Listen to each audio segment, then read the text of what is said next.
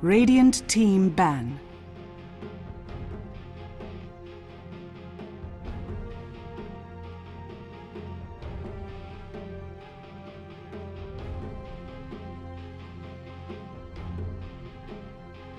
Ten seconds remaining.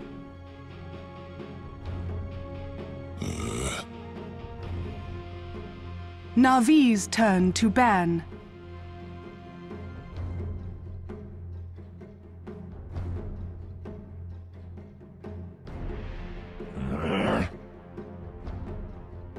Radiant team pick. Welcome back, everybody, here to your grand final of the D2CL. I am Toby1, your host, and after our warm-up of game number 1, if you can't see by my cheeks, I'm all warmed up, ready to go. We're here for Navi up against Speed Gaming. Cloud9 is actually what they're known as.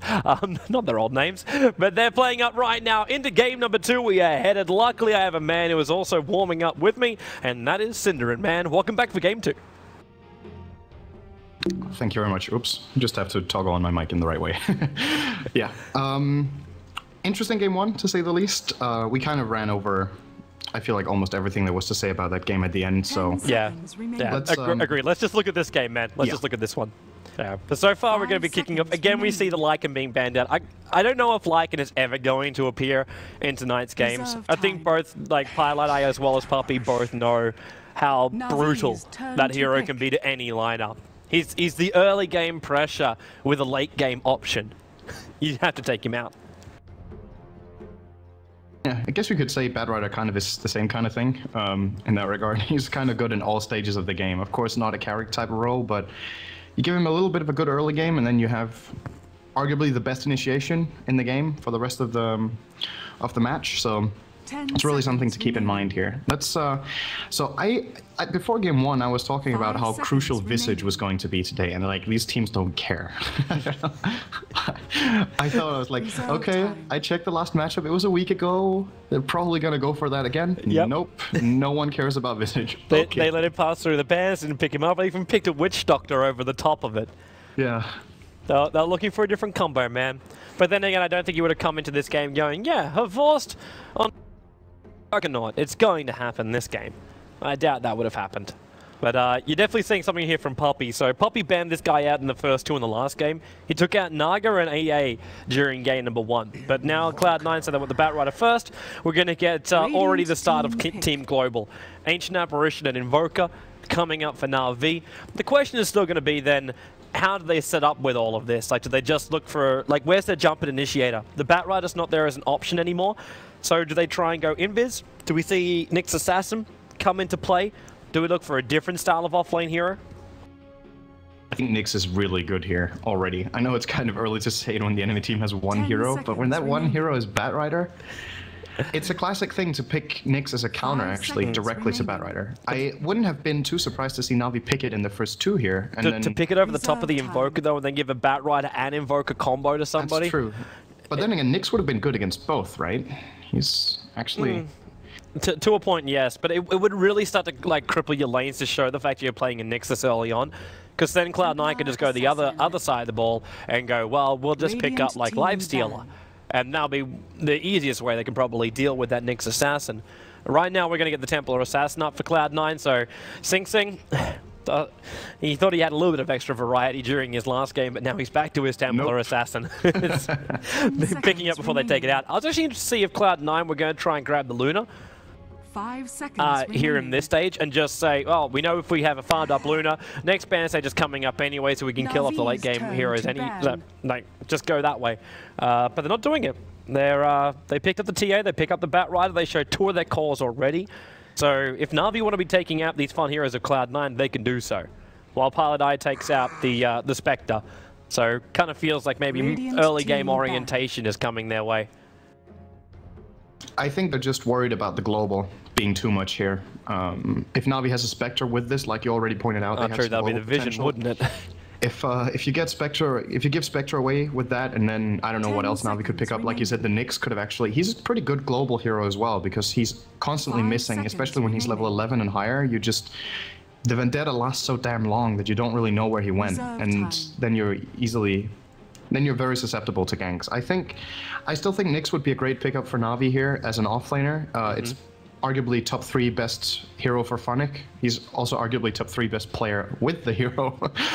So it's generally a really good pickup for Navi to get the Nyx. And even though he's not that good against TA, because Refraction is obviously really good against it, it's not just about the heroes it counters, but it's also about the playstyle you set out for. And with the heroes Navi has, I think it's a great setup. And of course, then on top of that, it is a great single hero counter to Batrider. Just run into the Firefly with Spike Carapace on, you lock him in place, and then you turn around and Impale, and you get the kill. It does seem like an essential ban right now for Cloud9, but they're really tossing it up, dude. It's not an instant. Well, what else would it be? Like, unless you're just really worried about like these late game farm forever style heroes, and that kind of like it is like you can just back up with a Doombringer. They could also be worried about Navi going aggro try with the Ancient Apparition, which would then leave Funnick behind to play his Doombringer as normal. That would have been another way to approach it. That's true. They're gonna ban out. I think they're trying to enable Sing Sing with this Doom ban. They want to make sure the TA can fight here, because if he gets locked down, I think Navi's plan here again. The last times they've been doing a really good job at controlling when they're playing against this kind of a core as TA. And you already have Invoker and AA together, these two heroes can really control the TA. There's a lot of slow in there with Ice Wall as well as Ice Vortex. You've got tons of different types of slows and stuns basically between these two heroes alone. So if you also give away the Doom to Navi and they run those kind of lanes, you can expect that one of your cores will kind of be useless in the entire fight unless you catch the Doom with a bat. I like how we haven't really talked about the Wraith King ban, which is, you know, pretty unusual. But Cloud9's actually played against Navi and won that game. Yeah, it's not unusual for Cloud9. They love going aggro try with him. I'm not going to say it's open for them to do it in this lineup, but if they were able to give Bone7 a complete safe lane, like that in itself would have caused problems for Navi. Because then whatever top lane potential you think you have is gone. This almost feels like Navi's just going to pick up a Chen and go safe. Like, just grab yourself a jungle hero, get yourself a hero on the top lane who has a decent escape mechanism, or someone that can at least force Batrider out of a lane or contest up against Batrider, and then just get a decent off-laner. Just play it safely that way. It doesn't have to be a high-risk dirty. You're one game up in a best-of-5. If you just play it safe, you should be able to win out the game. The only problem is making sure you can deal with the initiation of Cloud9 when it arrives. If you hit to late game, Templar Assassin starts to wear off a little bit more. And Batrider, as long as you're wary of his initiation, you should also be okay on that front. I know I'm kind of simplifying that a lot more, saying, like, be aware of his initiation. Like, I make that sound like a simple thing, but... Yeah, one thing is being aware, the other one is not getting caught out. It's actually, you know, when Batrider is missing, you don't really know what's going to happen. But they're going to get the Rubik, actually, which... Kind of a multi-purpose pick here for Navi. I was considering Shadow Demon an option, so they had Disruption against Batrider and Demonic Purge against TA, but getting the Rubik here, he has a lot of good stuff to steal. Pretty much everything Batrider has is pretty useful to get. In some cases, it's going to be a little hard to use the lasso, and against TA, you steal Refraction or Meld. It's really powerful. Or the traps. You can basically take anything from TA, and it's great with Rubik. I suppose that kind of makes up for, like, you talk about SD. Like, SD is a great counter up against the Batrider because you can disrupt the target or you can disrupt the Batrider, where Rubik has to telekinesis the Batrider. But that's instant. That's good. Yeah, but he's also got another upside. Hey, there's your Visage. But he's also got the other upside where Rubik can now work with AA for ganking, like telekinesis as well as the cold feet. Like, that's potential for gank to come out from them. I'm not saying it's amazing. It's actually pretty good. If they had something else that could follow it up, like I mentioned the words aggro try, but with Rubik and AA, you can really do that. Like, your range damage coming out from 2 support heroes, it's quite high. And then you only need something like a Mirana to mop up the rest of the lineup, because then you've got your other combination. Then you're going to make sure it's telekinesis into arrow, into cold feet, and that hero will remain where he is for the entire duration of, like, until death. But Navi are actually going to pull in the Tidehunter. Now, that's not saying who the offlane... we know that's Funnick's hero, and I know Capitalist, if he's sitting at home watching this right now, is applauding himself because he made lol... I don't know if he released it yet, but he made a big blog saying Tidehunter's coming back, man, as the offlane hero. But yeah, Tidehunter comes in for Navi, so they get a level of team fight control, but I'm still missing their initiation. Yeah. That's unless if Rubik gets like a Blink Dagger or a Force Staff, so he can get in with the Telekinesis first. That's why I kind of feel like Mirana is going to be the greatest pick, because then that's their initiation without always having to have a setup. 5 seconds remaining. It's not really the most reliable hero to pick as your hard initiate, but at the same time, Navi needs a carry now. They can't really, you know, they need some sort of hero for Vost. It doesn't have to be a carry. They could also play really heavy mid game. We've seen Navi playing lineups without carries, and maybe they would even go for something like a Pugna here and just try to completely just mid game crush their opponents again. The last game wasn't a crush, but their mid game was just so good that maybe they're just playing that style now. They're like, we don't need late game if we don't even want to get there.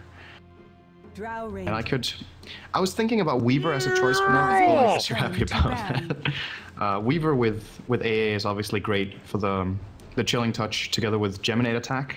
I don't know if it fits their lineup so well. I think Mirana's good, you're right, but no, it's just what I'm thinking. And right now, like, Drow Ranger for me is like, while I love seeing her being picked up in every single game because I think like she's an amazing hero and gives so much, especially when you've now also got like Drow Ranger's activatable aura. And then you have Visage on this one, you can have TA, and then you have Batrider, and then I'll be like, well, Batrider's like, I don't have much base damage early on. Hey, bonus damage! Like, you're going to have these options come their way. But if she gets initiated on, she's dead. That's a big problem. But what she does have is a very long silence. And this is something that could really screw up the Tidehunter. And yeah, say Paladin's thinking exactly the same thing I am. If that arrow is able to connect on Drow Ranger, you're going to lose her. And the biggest thing for Drow Ranger is staying alive and with space so she can find levels. When that comes up, the rest of Cloud9 get big, and she pumps out a huge amount of damage, and then you can actually able to get into your high levels up in your silence too, and that's going to cause a lot of problems for Invoker, Rubik, AA, and Tidehunter. So you can kill them off in that period of time. I'm liking the pickup now with the Mirana ban out, and Morphling coming up from Navi. It's actually a lot of ganking potential, but it comes from pure damage as opposed to controlling over time and then being able to dish out the damage. I was actually imagining a Juggernaut again for Navi. Another Jugger? Yeah, because again, this is one of the games where they just have such a mid-game oriented lineup, so having a really good mid-game carry in Juggernaut, which Morphling, by all means, is also pretty strong in mid-game if he gets the right amount of farm. He doesn't have to go super late, but I'm just thinking, if you look at Cloud9 lineup, later removes... Sorry, wow. I'm not saying that to you, I'm saying that to the CM. Yeah, I'm also... I was like, yeah, this... I was wondering what you were so surprised by here. I think CM makes sense. They want to secure the Drow. To put it briefly here, my prediction of this game is if Cloud9 gets off to a weak mid game, they just lose at 30 minutes again. I think Navi's lineup is crazy, and C9 does not have good enough team fight. See, I would look at the other side of the coin and say if Cloud9 get off to a bad early game, then they're toast. Like, if they don't get the levels and the farm up on TA and Drow Ranger, or that early Blink Dagger, then they're in trouble going into the mid-game. For the mid-game, I even feel Cloud9 have the advantage. They've got more control, they've got more DPS, and they've got more ways to kill off Navi. Like, they don't have a... Like, they're still got one of the greatest initiators in the game, which is going to be the Batrider. And then, if you can get the Batrider lasso him in, and then go in for the straight-up silence from Drow Ranger, then... you've got nothing really to play around with, and then it's going to come down to positioning for Navi. But positioning for Navi is heavily based on Blink Daggers and Force Staffs. Yeah. And for Tide to afford a Blink Dagger, you've got to give him the top lane solo. That's the only way I see that really happening for him. Leave Puppey, Kuro, and Vorse down the south. Find out like they want to do right now. They have 5-man smoke up and they head down south. If they can go straight, like Chilling Touch is leveled up for Puppey, this is early damage. That's what this is right now. Denny went Exort, they want to murder somebody. If they get their first blood and they control this bottom lane, Navi may even have game 2 in the bag in my mind. But if they don't, C9, the power of Drow Ranger, I don't think Navi can repel it around the 20-minute mark. Even before that, like 15 minutes in. Once Drow Ranger hits level 6, you're already got a problem. Once she hits level 11, you got a major problem on your hands. 30 seconds to battle. And this might be Drow bias, by the way, just in case. Just in case anyone was questioning, it could be possibly Drow bias. I would completely agree, though, with the fact that Navi needs to itemize to allow them to take the fights that they want. But if they manage to get those items, I would still favor them in the mid game. That's my opinion here, and I'm not saying C9 has a bad mid game, because they definitely don't. They have good initiation, they have great damage, and they have control. But I'm just still missing, you know. I feel like there's so much pressure on Envy in the mid game here. If he doesn't land a good gust, and Navi has blink daggers, I feel like the ways they can take the fight, they just have so many options. If Rubik has a blink, or Force Staff, or Invoker has that, and they just catch someone out and start the fight, how does C9 turn around the fight without getting caught by these massive AoE abilities that Navi has? And on the other hand, do you think Navi are just going to play a farm game and let the Drow get big? I'd be really surprised if they do that. So they will be aiming to this mid game. They can't play a farm game. If they play a farm game, they lose. Like, they need to make some impact on towers. Maybe just search for the timing for a Vorce. Like, Invoker's going to open it up early on, and that's maybe the reason why they sent Dendi north, and now try to run this dual lane in the mid between Puppy as well as a Vorce, because they know Sing Sing's going to get CS early on if he's just left to his own devices. That's what Refraction does for you. It gives you confidence to move forward and gives you the damage output to make sure you get those last hits. Problem is, Puppy can't stay here for too long, because once Sing Sing gets level 2, if he finds the right lines, then Puppy's going to start to take too much spill damage, and he'll be just forced off the lane just because of that. Even a Vorce will have trouble with that. While on bottom lane, Funnick, I know he's got these boots up already, which would give him some nice movement speed, but Aui's going to force him out of this lane. And you see what Funnick leveled up from the very, very start. He doesn't want Anchor, he doesn't want Gush. It's all about survivability. The damage reduction, he's just pushed up into the Kraken shell.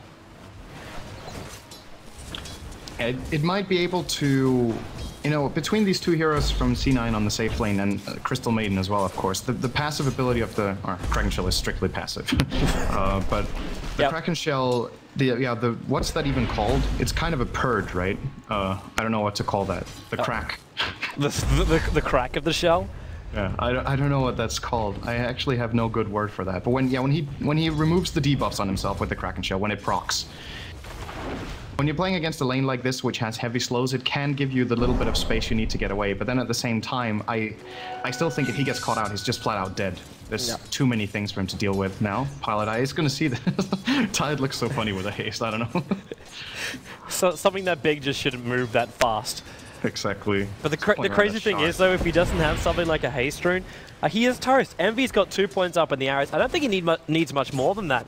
Like, it's worth... I'm actually interested to see how Envy's going to build in for this, even though Funnick is being complete and utter twit. He's running around while Pilot Eye is trying to just farm up the Wild Wing, so he's trying to leech the experience from this, which is really quite smart. But with the slows on bottom, with Cold Arrows as well as the Nova, as well as the Grave Chill, if he gets even caught, like, slightly out of position, he's dead. And if Envy keeps getting, like... It's amazing, too, how much space Envy's getting. He's 15 for 5 on this bottom lane, and he's 3 3/4 level through. Like, Aui's managed to find 2 levels in, and this was even before they were really capable of doing proper pulse, because the wards were blocking it up. All I'm saying is... Yeah, they don't have much of a choice for this at all, unless they went aggro try. That was their only other choice they could have done. That's hard to do against Visage CN, though. With Navi's heroes, their aggressive trialing would have not necessarily been strong enough. It could have been a pretty big risk, so... If they got the first blood, then maybe it was possible, because heroes like Crystal Maiden would be easy to pick off once you have the early advantage. But you needed that advantage first. Yeah.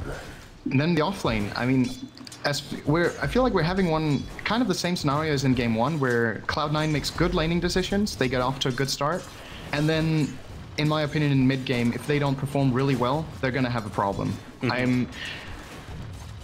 I'm excited to see if we're going to have kind of a rerun of Game 1 in that regard, that it's going to be the same kind of... I feel like Navi's strategy is very similar to that of Game 1, even though they have very different heroes. It kind of seems like it puts emphasis on the same thing, and Cloud9 also puts emphasis on the same thing as it did in Game 1, just that this time, I feel like they've picked more of a late-game-oriented lineup, so this time they should really play for it, and the last game I feel like they could have played for it, and now I think they are indeed going to do it. Wolflick, of course, I love your confidence, but Refraction is up, so he does no damage. Paladai's also managed to crack level 3, so now finally he's got the Nova Frostbite as well as Arcane Aura, but at the same time, Funnick, he's managed to pick up an Invis Rune from the bottom.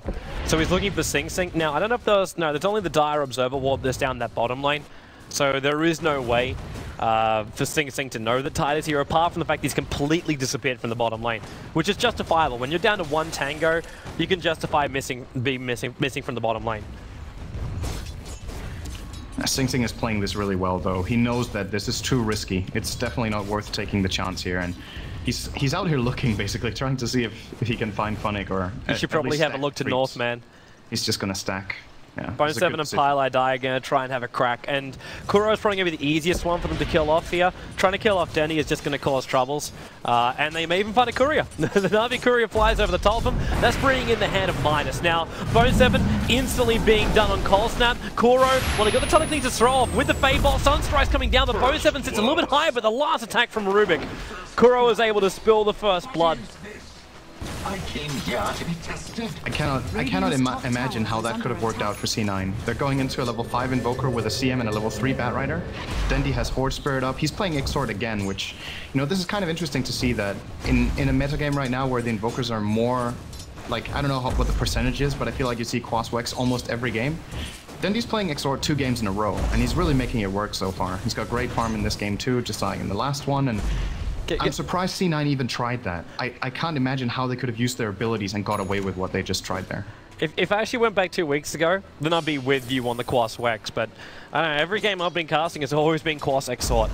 Everything has just turned into, and having these Force Spirits back, having Sunstrikes available, having like the high levels up in your Cold Snap at the very, very beginning, and then getting into your hand of Midas. It feels like there has been just a meta switch over the last 2 weeks or so. Something which never changes, though, is Eternal Envy's Greed. Hand of Midas is now up on the Drow Ranger. He didn't go Midas last game. No, he didn't. No, he didn't. But at the same time, he's now playing Drow Ranger. Last game. Crazy. Something. Actually, no, I know that's changed because there was a debate over on Reddit about this, and it was about like Eternal Envy, and some guy was like, "Man, this guy never goes BKB," and then this other guy responded going, "Well, actually, in the last couple of games, he actually went BKB over other arms, which were probably better." He's just like, "Okay, shut down." Sometimes it's hard to make the decision. I think this is one of the games where it's easy to make the decision. You just get a BKB against Navi's lineup. Yeah.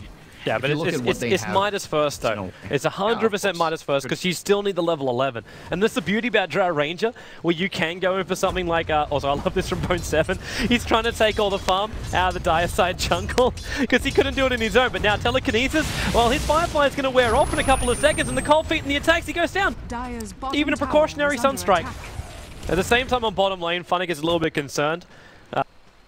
That's why he's backed up a little bit further, because he's going to lose this tier 1 tower. Just the level 6 Drow Ranger ability just to bring down the tower. The catapult gets it, and now Cold Arrows here. Funnick knows it. TP out, but unfortunately for him, Pylai and d2sl2 had mana for a Frostbite. So they get the kill on the offlane Funnick, who's now going to very sadly sit just above level 4 and lose the tier 1 tower, and considerable damage will be dealt to the tier 2, because it's still Drow Ranger pushing in with a catapult behind her. And Rubik's Fade Ball's the only way they can keep it defensive. This is good for C9. This is how they need to play this lane. I think just sitting back and farming isn't going to cut it. What's going on? It's just the fact that this can still happen. The Precision Aura was triggered off by Eternal Envy when he pushed in, and that's what Kuro was able to steal. Okay, so wait, what does he steal? Does he steal the entire aura or just the active? He steals both. If you actually look through right now, Dendi has the upgraded damage, and the damage is only increased by 5, however. So I believe it still applies the same way, where it's 24% bonus damage. But right now, Kuro's damage isn't high enough for that. You know what would be awesome? If you're playing Rubik against Drow and Morphling, and first you steal Morph and go full strength, and then you steal Precision Aura, and it gives you 0 damage to your team, that would be awesome. And then you can trigger it for another 0 damage. That would be the worst spell steal you can make in the whole game. There's nothing more useless than Precision Aura when you don't have agility. It would be a 0% gain for your ability. Maybe that's one of the games where you go full agility on Rubik and then you stand in base and use Precision Aura. I doubt the bonus will be enough for it. It's probably not going to be worth it. But the funny thing is, though, he continues to act. He just activated because he's like, well, I may as well anyway. Yeah. Before he then steals side traps, which is a lot better for Kuro. Pretty much anything is better at that point. I'm not sure what he was hoping to steal from Envy. I don't think Gust was even used beforehand, so I guess he was just like, I'm in range, I don't have a skill, let me take something. It costs 25 mana. And speaking of Kuro, look at the clock. He was level 6 at 7 minutes with Arcane Boots. That's... Rubik is one of those heroes, or one of those supports that can have most of an impact in the game with a good start. And Kuro has one of the best starts I've seen a Rubik have in a long time in this game. 2-0, he's got 15 CS, Arcane Boots level almost 7, 10 minutes in. Looking good. Look at Envy right now. They've already pinged him out, and in comes the supports. Both Kuro as well as Puppy, but they didn't get in range for the telekinesis, which means no, now they got it. Sunstrike was there, but Rubik just pulls him straight back into the Fade Bolt kill. TA Tramp's also being used to slow him up. And man, the level of greed coming out from these lineups is ridiculous. Sorry, we're going to hand a Midas over on a Vorst. We're going to hand a Midas over on Dendi. And then we're going to hand a Midas on Sing Sing. And a hand a Midas over on Drow Ranger. The funny thing is, though, looking over all of this, C9 can deal with that. Because by having these hands of Midases, both heroes are gaining a huge amount, and they can already find early on, because Refraction and Meld lets TA be a lot more effective earlier than she normally would be. And Drow Ranger needs level 11, so it's just that simple. But Morphling, now he's put up the hand of Midas, it's going to take him even longer to find that farm, and Invoker's got nothing else really to give at the moment. But he will transition just as well as probably the Drow Ranger will later on, just because of the level increase. I think this whole, as far as this whole Midas thing goes, I feel like it's, to me, this entire game is a timing game, where the teams have two different times of the game when they're really strong, and so far C9 being ahead by 2,000 gold, they're surviving through the game, the part of the game that for me is going to be the most tricky one for them, which is the very early game and the early mid game. Well, look, they're already trying and change around the early game. We're 11 minutes in and a 3-man smoke with Eternal Envy and Bone 7. They want this Blink Dagger to find a kill. And the Observer Wall, which is deep inside the Diaside jungle, it might just be what they need. If they can get a kill on Dendi, they make him really pay for having this Midas. Right before he gets his Blink as well. Yep, he's 2k gold on him, and now Blink Lasso. Envy, he may as well use the Gust on this one too. He actually does it. So it's a little bit of a silence time, and it's going to make sure Pilot Eye can escape from these Forged Spirits, because they're causing some problems, but then Envy just farms them up anyway. And that's Envy now with 1,400 gold. And I know we were talking about Envy getting a BKB, but I'm wondering if Mask of Madness is just where you go in this game. Or Envy. He's still got hit by the Frost Blast. But the way, look at his damage to a Vost. If he started with Gust just then, which wouldn't have had the waveform away, I don't know if he would have got the kill, but it would have come close. He hits really, really hard right now, and I think as far as this goes for C9, when you look at them as a team and how they generally play, this was the type of play that they got famous for and that won them the big tournament at MLG Columbus. When was that? That was in January, right?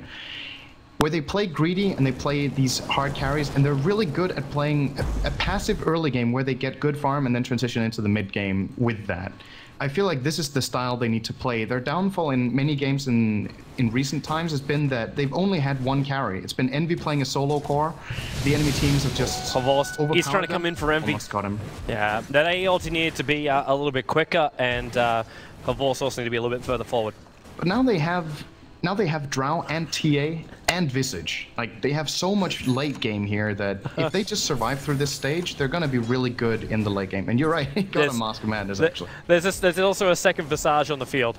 Kuro still familiars. Oh, that's so big. I don't know how he does this. I really don't. His Rubik is just baffling. The fact that he can get an ability, which you cast so rarely as well. But he managed to find Owie at the right time. But Owie's down here in the bottom lane, getting solo experience and pushing down the lane too. At the same time, when Sing Sing is farming up top lane, and they switch Bone 7 towards the middle. So they're giving space for Bone 7 to find his 4-staff, which he definitely needs. And because Envy has the Mask of Madness, and this is where you get like greedy in farm, but also very safe in your farm. Funnick, okay, Frostbite's trying to hold him out. Sing Sing's also coming towards the top lane. The AL is going to connect quite nicely on Pilot Eye. He's got to back up right now. Kuro now feels Refraction's a good steal. But 5 heroes are pushing towards this top lane to bring it down. While in middle lane, Envy's now moved out of the jungle and is forcing towards the tier 1 tower there. And now he is forcing towards the tier 2. It's okay for this tier 1 tower to die for C9 because Navi can't go any further because they're just going to lose too much on the trade. Yeah, this... Envy, you can finish that, man. Permission can be granted. You have Mask of Madness. Go and finish the tower. Yep, there we go. 2 hits before Avors can finish his TP in. But look where Divorce is going with this. Like, he doesn't go into Yasha or anything like that. And now, well, Divorce might be... oh, Dendi jumps in, the Blink Dagger's up with the Meteorite and Envy. Well, that's the time when Mask of Madness really hurts. Now Lasso is over on Dendi, while Divorce, he's used Ghost Scepter to evade the extra attacks. That's what kind of like the upside of it all. Dendi, Firefly up, Bone 7. He'll manage to burn him down. Divorce is also in the fire and the flames, so he's going to be a little bit cautious with himself too.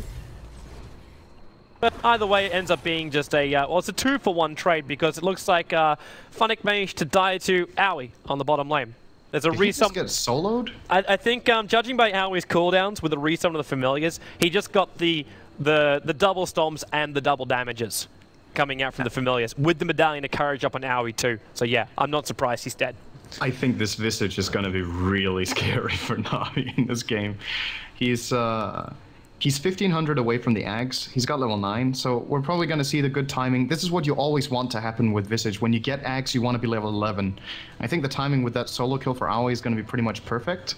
If he manages to get that, like you already mentioned how powerful they're going to be with a precision aura, but just by themselves and with a medallion, there's so much synergy for the mid-late game in the C9 lineup in terms of doing damage, and Navi are not getting the key items yet that we talked about. They need initiation items. There's no blink on Kuro yet, there's no blink on Funnick. Dendi has his, but he's probably the least important of those 3 heroes to get one on. Sorry, I was just double-checking something over on the side. It appears we're having some problems understanding how many people are watching this broadcast. Our API is reading out the 22 people are currently tuning in. To those 22 people, I love you. So wonderful Multiply game. that by about 2,000, then we have it. Yeah. Actually, while I've actually got a lot of people on here, I don't know if people know this about how close we are. If you look down the bottom right-hand corner of your screen right now, there is $124,000 and $177. USD prize money for this tournament. So much of it also has been raised by the community, which is absolutely awesome. Funny thing is though, if we get enough people to go on there and buy just a couple more tickets, it's not much. I think like a grand total of 100 people, not even that, have to buy tickets for this event, and we hit $125,000. You actually get a 1v1 solo mid-competition. That's the stretch goal. We've been sitting short of it for a month now. So I just want to reiterate that during the grand final, if you want to look at the old games, maybe you're also looking for the punch set that comes along with the ticket. If you'd also like a 1v1 competition, just get a couple of friends to buy the ticket, push us over the 125k mark, and we get a 1v1 competition. I just want to put that one out there. See, maybe out of the 40,000 people that are currently tuning in. Sorry, 22. If it's possible. 22 people buy 100 tickets, then we're there. It's so simple. It's so simple. Oh boy. This is looking so good for C9. Wow, okay, Kuro just... What did he steal again? He didn't steal anything. Okay, so when there was a replicate made... Oh yeah, it's because of Kuro's set, right? There's an animation bug with that. So when you make a replicate of him, that animation bug comes too. So there's a lot of those red X's when the replicate of him was made. But see, I didn't have that. This game from C9 has been completely different from the last one, in my opinion. Not in the sense that they're not winning as much as the last game. They're actually winning more. It's just, to me, it seems like they've got the game plan much more nailed down and that they've analyzed the situation better than in the last game. They're getting the farm, they're expanding their lead, and Navi are not finding anything on this map apart from the tower they've taken top there. And that's nothing. Like when you're pushing up against the power, which has been displayed by C9 up at the top, one tower is not enough an advantage because you're going to lose 3 towers for your advantage you gained. And Dendi's going to stay completely clear of this top. Completely isn't getting a blink. He's getting a mech. Navi think they need this teamfight item more than the blink dagger. With a blink lasso, they got Dendi. Drag it back, give a bit of a gush. No, not even needing the gust. The meteorite will burn up on Bone 7. You see the ultimate irony in that too? Oh, AA ulti. I don't know if that's enough damage or not. Yeah, don't go into that camp. Dire's structures. But he should be able to survive. In the meantime, looks like Morphling has also died on the bottom lane. He traded with Aoi. He traded. He must have come under the tower. Like, you're trading with a support hero for your main mid carry. This is just not a support hero anymore. No.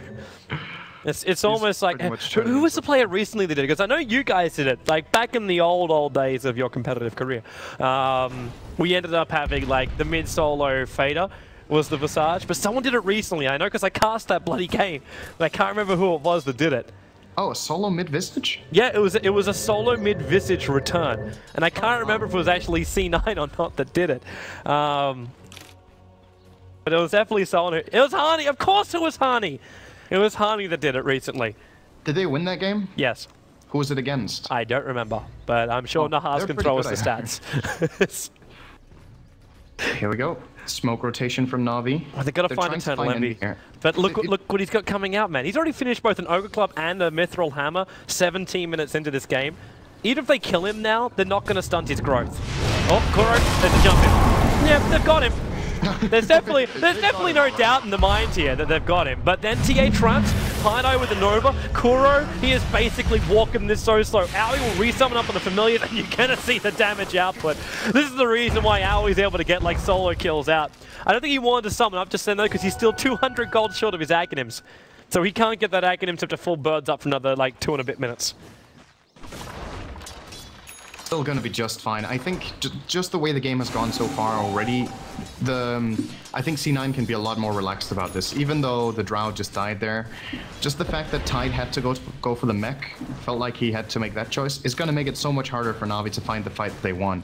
And it's also possible that they... But oh, there it was. It was actually versus Navi. Last December. Okay, that's a long time.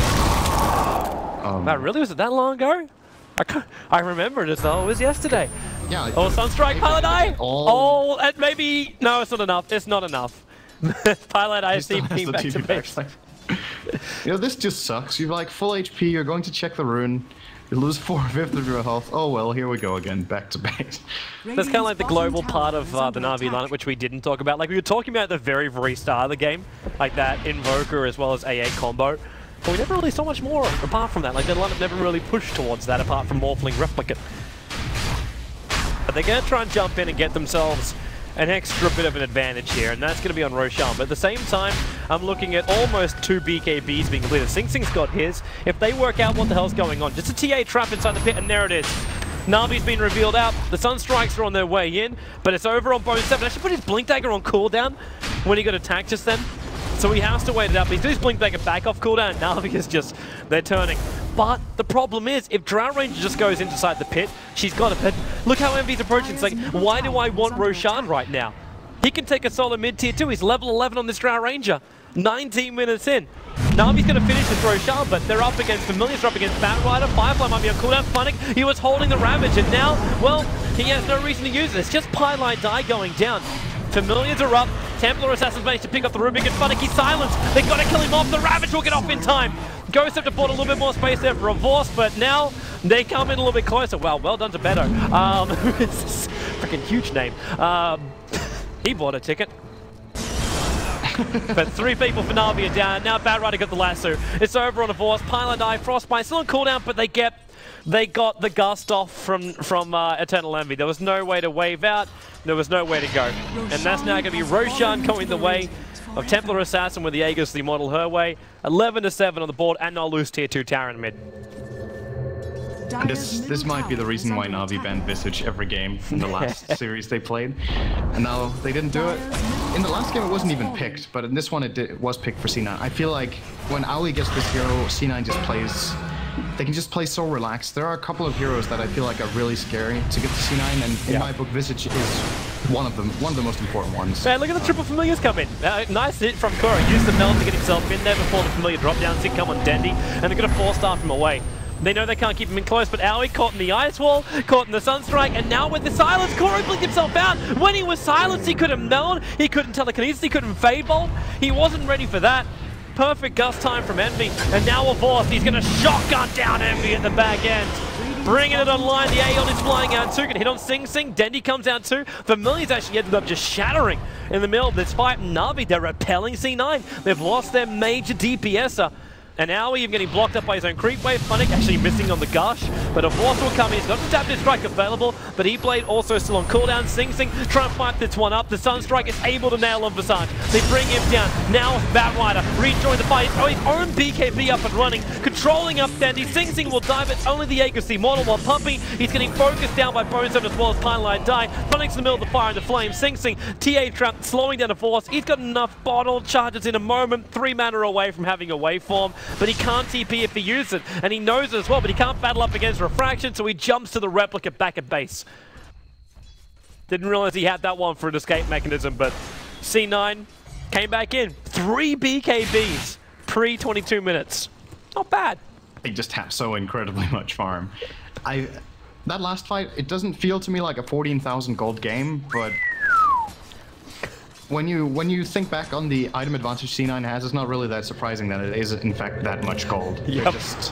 They've got so much more out of the map, and Navi, as I mentioned, they had kind of this point in the game when if they were able to find a fight, they would be stronger than C9, but C9 just never gave them that fight. They kept picking them off with the Batrider, kept just split farming, and Aoi got like 2 solo kills with his Visage and got an Ag Scepter at, what was that, 17 minutes or something? Like, if you're fighting up against that kind of stuff, then it's going to be, this kind of mid-game lineup is just not going to pull through for Navi. I think I would be absolutely shocked, only if they were behind by 5,000 gold. I'll still say at this point C9 are reaching the stage in the game when they're just at an innate advantage even without a gold lead. It's uphill. Like, it's uphill and it's a very steep hill and you got no locomotive. That's what Navi is currently facing right now in my mind. It's just too much of a C9 terrain coming through the bottom. But this looks like the last roll of the dice for them. Like, it's the only way they can really approach this. Like, TA trap just went down. They couldn't kill it in time. The AE ulti was also just used. So they got a 30-second window once this wears off, which is now. And with a new fresh set of familiars up and running, they're ready just to attack bottom. And the familiars are going on a flanking trip. While Batrider, he goes from the right, they jump in, they got Kuro. They get rid of the Stealer first and the Silence. Well, actually missing everybody, but Funnick, Ravage time, but the 3 BKBs are up. They can't do anything. Funnick dies for even as a chance. Denny's basically turned tail, so was a boss. They're back on the low ground of the bottom lane. Dire's bottom tower is under attack. And they just can't get in close. There's no way to do it. Even E-Blade, they can't shotgun anybody down. Because the second he waveforms and he's dead. Bottom tower has fallen. And there's the E-Blade. He's just trying to kill Pineline Die and was unsuccessful. Deafening blast from Denny will snipe out the kill though. But then Ice Wall up and they just try and stall it. Yeah, they will stall it. But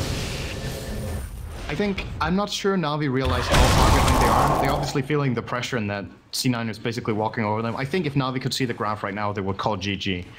But they still feel like they might have a chance here, based on getting that amazing team fight, which I still don't see them getting without a blink on Funnick. With all the BKBs on C9, the only way they can get the team fight they need is with the surprise factor of coming in with a blink instant ravage on multiple targets, but that's not an option right now, and if C9 doesn't want to push, they don't even have to. They could just keep farming the map now, get even bigger advantage until they feel confident with going high ground, which I don't think it's going to take them long before they're going to go there. No, the only thing I think they're waiting for is the extra damage over an Eternal Envy. And once that's arrived, there's going to be nothing that will stop them. Like Templar Assassin has 34k too. Like, you can see both these heroes pick up Daedalus and just go high ground. Nothing will stop them. You got Blink Dagger as well as BKB, and we're going to see a Mjolnir instead coming out here from Eternal Envy. Not the full thing just yet, just the Maelstrom. So it's a nice little stopgap item for now. But that's just so much DPS coming out their way. And now with Lightning to push out the waves even faster, Aoi, who's going to have in 25 seconds the double familiar set during the fight too. So then you've got 6 stuns and the major damage output to dish out. It's... I honestly don't know how Navi can repel it. And like, what have they got to play with? You look through their support heroes and you think, okay, logically, how can they try and take a fight?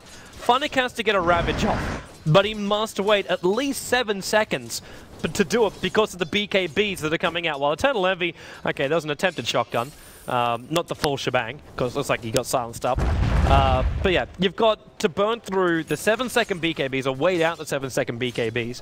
Worry about Batrider jumping in with a lasso, which means then Invoker needs to keep his distance for some kind of disable or slow down the Batrider, but then he's got a BKB, so you can't control the hero that gets dragged away. Morphling is one hit and then he's useless. And Rubik, he's actually probably the most useful hero out of the entire fight, because he's got more control than anybody else in the Navi lineup right now, including the Tide Ravage Funnick because of the BKBs. I don't know. I can't imagine any way for Navi to win a fight apart from Kuro getting the initiate on Envy, him getting shotgunned down before he gets BKB off, and C9 making a mistake on top of that. That's basically what it takes. Because I think even with Envy dead, I think C9 can still fight. It's kind of crazy because the amount of abilities Navi need to commit to killing Envy will give so much space to Sing Sing, who can just, like, even two-shot these heroes. Puppy has 660 health. I think he can get literally one-shot by Meld. Possibly. Right now. Just before C9's going to push it, we did have our chat trivia turn up, so the two heroes that have been picked more than Batrider in competitive Dota this month.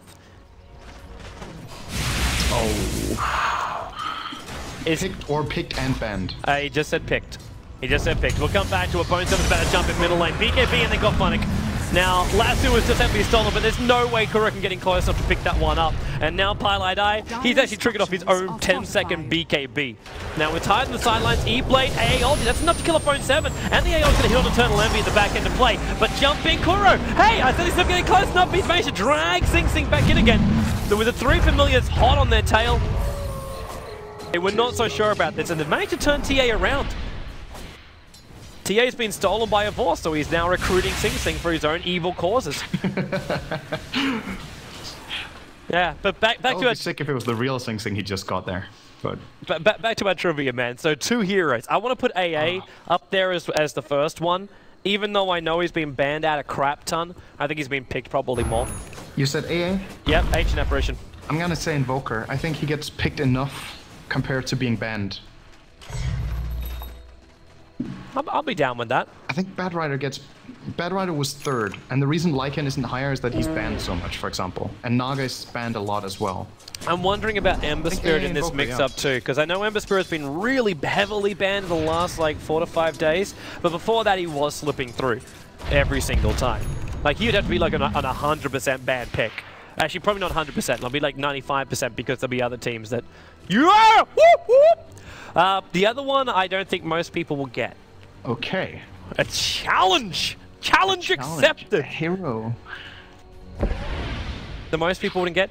Okay, then it's not Invoker. Yes, because Invoker would be one of the more obvious ones. I'm actually going to throw out Centaur here as number 2. Because he is really, in all scenes, really just skyrocketed as the best offlaner. д2сл2 would be high. That's mainly in the West, though. Yeah, that's mainly Europe.